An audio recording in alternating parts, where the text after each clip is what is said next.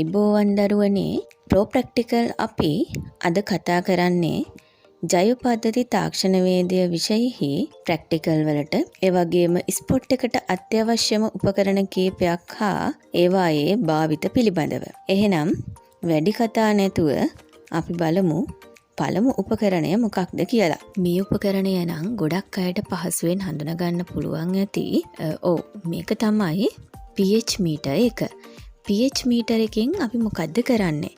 pH metre එක අපිට ඕනි වෙනවා ජලයේ එහෙම නැත්නම් පාංශු ද්‍රාවණයක pH අගය මැනීම සඳහා. ද්‍රාවණයේ දිය වෙලා තියෙන හයිඩ්‍රජන් ධන ආයන සාන්ද්‍රණය අපිට මැනගන්න පුළුවන්. මොකද්ද මේ පාංශු pH අගය කියලා කියන්නේ? පාංශු ද්‍රාවණයේ ඇති ක්‍රියාකාරී හයිඩ්‍රජන් ධන ආයන සාන්ද්‍රණයේ ලඝු ගණක අගයේ පරස්පරය අපි පාංශු pH අගය කියලා හඳුන්වනවා. කොට ඒක මේ විදිහට දක්වන්න පුළුවන්. pH අගය මගින් අපිට පාංශු ප්‍රතික්‍රියාව පිළිබඳව අදහසක් ලබා ගන්න පුළුවන්. ඒ කියන්නේ පසේ ආම්ලික බව, වාෂ්මික බව ගැන කියන්න පුළුවන්. එතකොට පසෙහි හයිඩ්‍රජන් ධන ආයන සාන්ද්‍රණය මත පසේ pH අගය තීරණය වෙනවා. අපි හඳුන ගන්න ඊළඟ උපකරණය තමයි මේකට අපි කියනවා ද්‍රවමානය කියලා. ඉංග්‍රීසියෙන් හයිඩ්‍රෝමීටර් කියලා භාවිතා කරනවා. ද්‍රවමානය අපි භාවිතා කරන අවස්ථාවක් තමයි පසෙහි පාංශු වායනය සෙවීමේදී. පසේ පාංශු වායනය හොයන ප්‍රධාන ක්‍රම දෙකක් භාවිතා වෙනවා. ද්‍රවමාන ක්‍රමය සහ පිපෙට්ටු ක්‍රමය. එතකොට අපි ද්‍රවමාන ක්‍රමය සඳහා ද්‍රවමානය තමයි භාවිතා කරන්නේ. මේ ද්‍රවමාන ක්‍රමයේදී ද්‍රවමානය පාංශු ද්‍රාවණයේ ගිලෙන උස ආධාරයෙන් වැලි, මැටි හා රොන් මඩ අංශුවල සාපේක්ෂ අනුපාතය නිර්ණය කරගන්න අපට හැකියාව තියෙනවා. හඳුනගත්තද මේ උපකරණය? මේක තමයි විද්‍යුත් සන්නායකතා මීටරය. එහෙම නැත්නම් අපි මේක හඳුන්වනවා ඉලෙක්ට්‍රිකල් කන්ඩක්ටිවිටි මීටර්. නම් ලේසියට කියනවා අපි EC මීටර් එක කියලා. ඉතින් මේ EC මීටර් එක මොකටද අපි භාවිතා කරන්නේ? EC මීටර් එක භාවිතා කරන්නේ පසේ විද්‍යුත් සන්නායකතාවය නිර්ණය කිරීම සඳහා. එතකොට පාංශු ද්‍රාවණයේ දිය වී ඇති විවිධ අයන මගින් පසේ විද්‍යුත් සන්නායකතාවය ඇති වෙනවා. ඒක නිසා පාංශු ද්‍රාවණයක පවතින මුළු අයන සාන්ද්‍රණයෙන් විද්‍යුත් සන්නායකතාවය පෙන්눔 කරනවා. මේ උපකරණය මොකක්ද?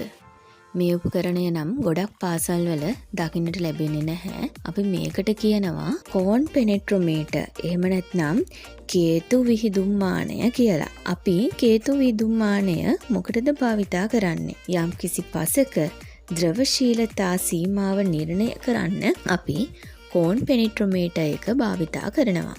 මෙය පාංශු ව්‍යුහය සෙවීමේ පරීක්ෂණයක් විදිහට තමයි සිදු කරන්නේ. ද්‍රවශීලතා සීමාව කියන්නේ පසක ඉලාස්ටික් තත්ත්වයේ සිට ද්‍රව තත්ත්වයට ගමන් කරන තෙතමන ප්‍රමාණයයි.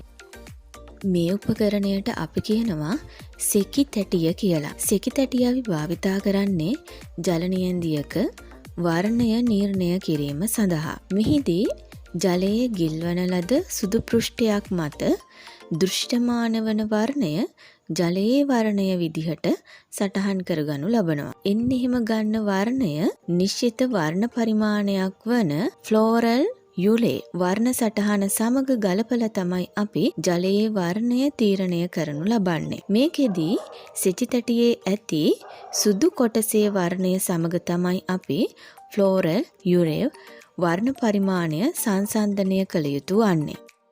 හඳුනනවද මේ උපකරණය මොකක්ද කියලා? මේක තමයි ආවිලතා නලය. එහෙම නැත්නම් අපි මේකට ටර්බිඩිටි ටියුබ් කියලාත් හඳුන්වනවා. ආවිලතා නලයෙන් මොකද්ද කරන්නේ?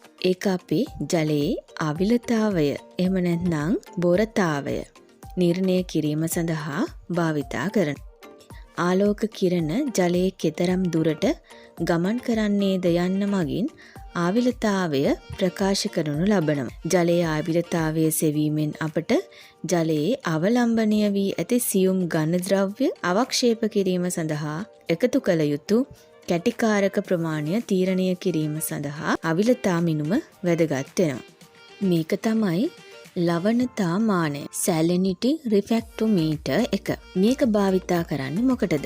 ජල නියැදියක ලවණතාවය නිර්ණය කිරීම සඳහා අපි මේ උපකරණය භාවිතා කරනවා.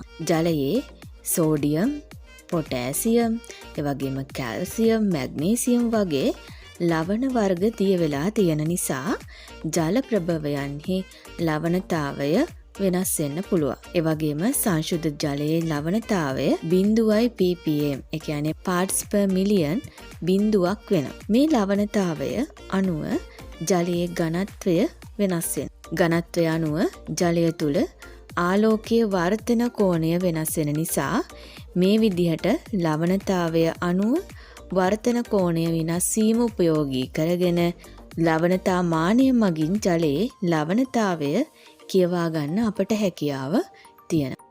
මේ උපකරණය මොකක්ද? එකපාරට අපිට බැලුවාම නම් මේක පේන්නේ ද්‍රවමානයක් වගේ තමයි. නමුත් හොඳට බැලුවොත් අපිට පේනවා මේක අඳුන ගන්න පුළුවන් ලැක්ටෝමීටරය කියලා. මේක භාවිතා කරන්නේ කිරිවල විශිෂ්ට ගුරුත්වය සෙවීම සඳහා. මෙහිදී ආකිමීඩීස් මූලධර්මය මත පදනම්ව කිරිවල විශිෂ්ට ගුරුත්වය සොයා ගනු ලබනවා.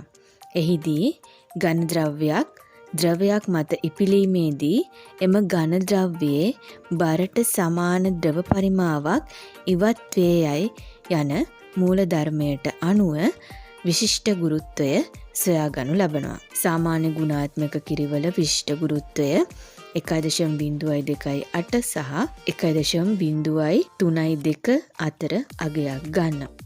මේ උපකරණය තමයි බියුට්‍රොමීටරය. බියුට්‍රොමීටරය අපි යොදාගන්නේ කිරිවල මේද ප්‍රතිශතය මැනීමේ ගර්භ මෙතඩ් ක්‍රමය සඳහා. මෙහිදී කිරි නියැදිය සාමාන්‍යයෙන් මිලිලීටර් 10ක් පමණ, ගර්භ සල්ෆියුරික් අම්ලය මිලිලීටර් 10ක් හා ඒමයිල් ඇල්කොහොල් මිලිලීටර් 1ක් එකතු කර ගනු ලබන්නේ අපි මෙන්න මේ බියුට්‍රොමීටරය තුලට. පසුව මෙය කේන්ද්‍රාපසාරකය භාවිතයෙන් කේන්ද්‍රාපසාරණය කරනු ලබනවා. මිනිත්තුවට පරිභ්‍රමණ වේගය 1100ක වේගයෙන් මිනිත්තු 4ක් අපි කේන්ද්‍රාපසාරණය කරනවා. ඊට පසුව අපි බියුට්‍රොමීටරය සෙල්සියස් අංශක 65 උෂ්ණත්වයක් ඇති ජල තාපකයක මෙන්න මේ වගේ මිනිත්තු 3ක් 5ක් පමණ ප්‍රමාණයක් ගිල්වලා තියෙනවා. පසුව මේ රූපයේ දිස්වෙන ආකාරයට මේදය අපිට බලා ගන්න පුළුවන්.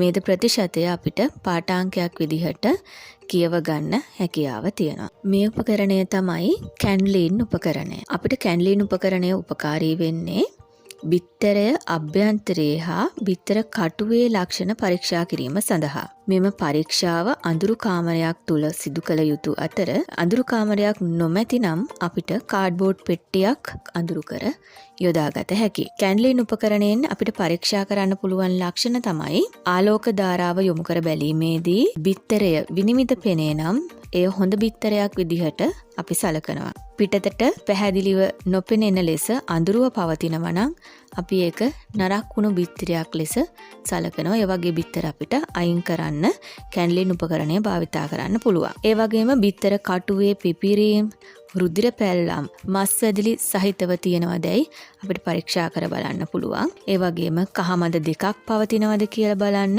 කහමදය එක් පැත්තකට බරව පිහිටලා තියෙනවද කියලා බලන්නත් අපිට කැන්ලීන් උපකරණය භාවිතා කරන්න පුළුවන්. ඒ වගේම සුදු මදය පරීක්ෂා කරන්න. සුදු මදේ වර්ණ විපර්යාසයට ලක් වෙලා වලාකුළු වගේ තියෙනවද කියලා පරීක්ෂා කරන්න පුළුවන්. ඒ වගේම වාත කුටීරය අධ්‍යයනය කිරීමට භාවිතා කරන්න පුළුවන්. එහිදී වාත කුටීරය විශාලව පවතිනවද, එහෙම නැත්නම් අසාමාන්‍ය ලෙස වාත කුටීරය පවතිනවදයි අපිට කැන්ලීන් උපකරණය ආධාරයෙන් පරීක්ෂා කරන්න පුළුවන්. විද්‍යාගාර උපකරණ මේ විදිහට අපි 10ක් කතා කරා. ඊළඟ වීඩියෝ එකනොත් විද්‍යාගාර උපකරණ අපි ගේන්න බලාපොරොත්තු වෙනවා.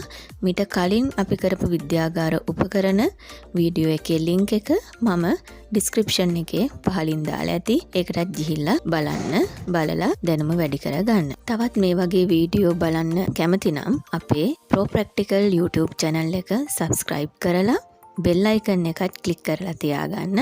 එතකොට අපි අලුත් වීඩියෝ එකක් දාපු ගමන්ම ඔයාලට ඇවිල්ලා බලන්න පුළුවන්. එහෙනම් ඔබට සුබ දවසක් වේවා.